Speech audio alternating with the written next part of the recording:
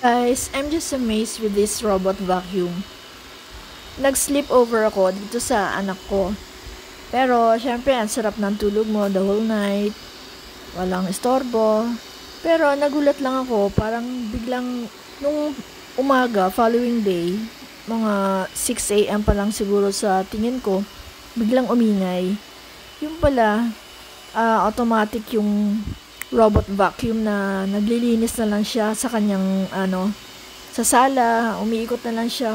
Parang automatic siyang nagna-navigate around cluttered area, yung cleaning the floor. Actually, hindi ko naabutan yung sa naglilinis siya sa sala kasi hindi pa ako bumangon. Because it was too early for me that time. So, nagising ako sa ingay, nakita ko nandun nasa laundry area na, mahaba na yung naikutan niya. So, ayun, natuwa lang ako dito sa automatic na to na robot vacuum. Kaya, alam mo naman, techy na ngayon ng mga panahon.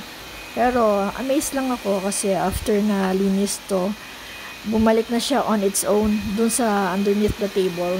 Yung saan siya nanggaling, bumalik na lang siya doon ng kusa